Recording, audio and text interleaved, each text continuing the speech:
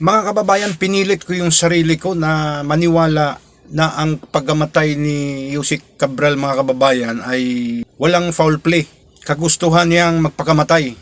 At pinilit ko rin yung sarili ko na maniwala na si Cabral yung na tumalon, nagpakamatay, mga kababayan. Pero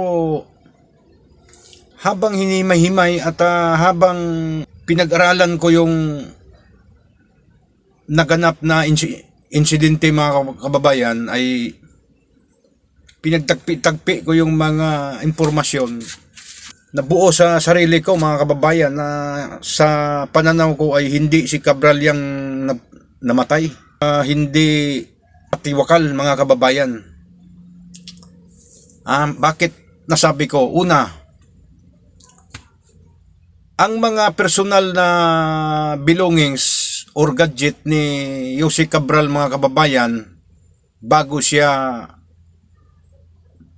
na namatay umano, ay nasa driver.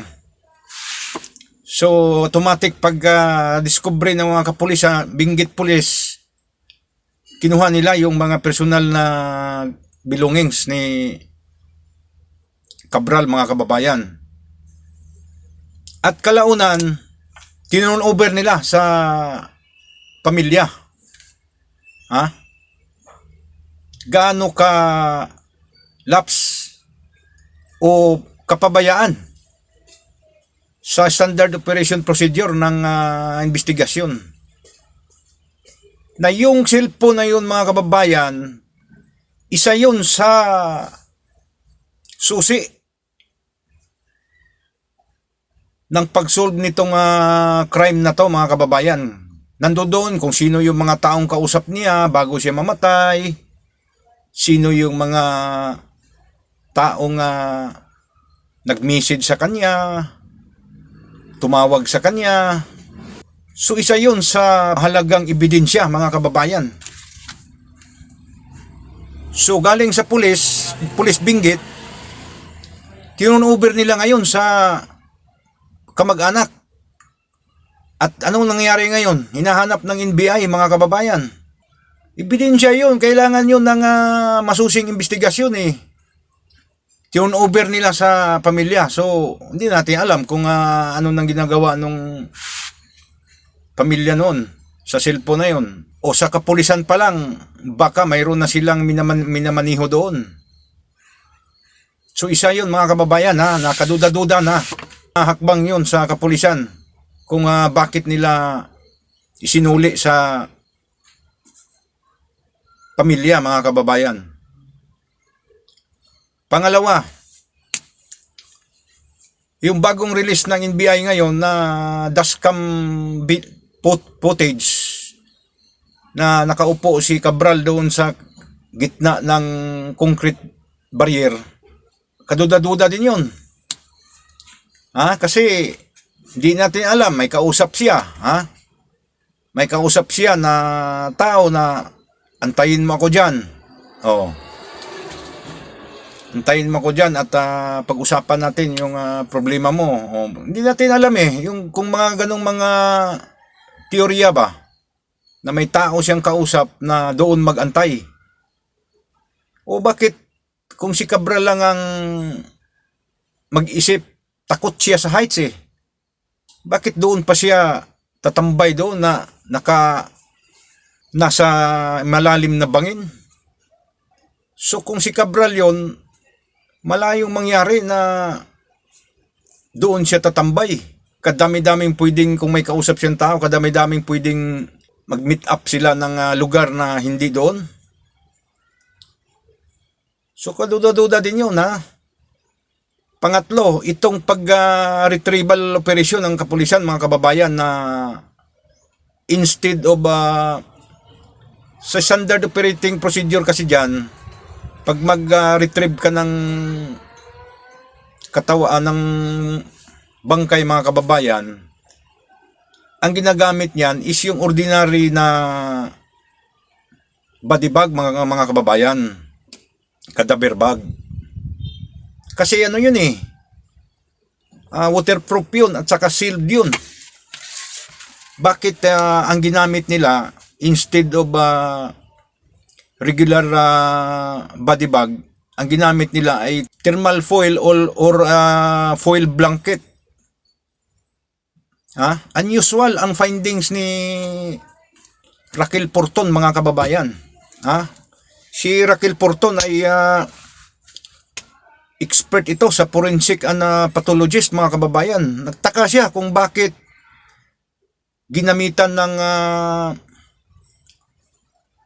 thermal foil or foil blanket ang pag-retrieve ng katawan ni Cabral. Nilabag daw umano ng kapulisan yung standard operation procedure in retrieving dead bodies, mga kababayan. So kahit si Raquel Porton, mga kababayan, it is very unusual. Kamangha-mangha, nakapagtataka or kahina-hinala ayon pa kay Raquel Porton na ang gagamitan umano nitong foil blanket, mga kababayan, ay yung body na lasog-lasog na at yung nasa pinakamalamig na lugar.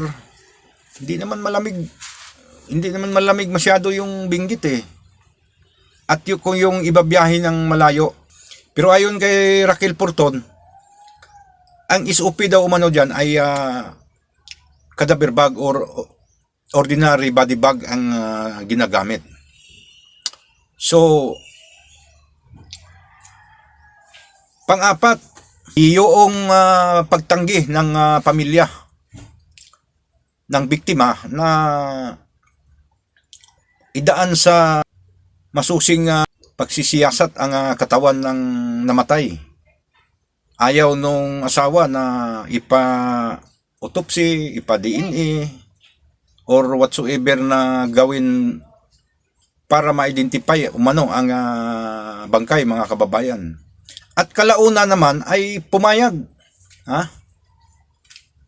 So ikaw, kung gusto mo talagang mapatunayan na talagang nagpakamatay ba yung asawa mo o wala ba talagang foul play, bakit hindi ka makipag-ugnayan sa mga investigador? Ikaw pa nga mismo sana yung mag-insist na, sir, gawin nyo lahat na pamamaraan upang malaman namin kung talagang nagpakamatay ba itong asawa ko.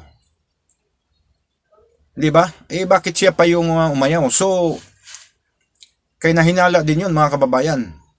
At itong huli, ito ang mas nakakaduda, mga kababayan, na hindi sinasapubliko ang lamay ng biktima, mga kababayan.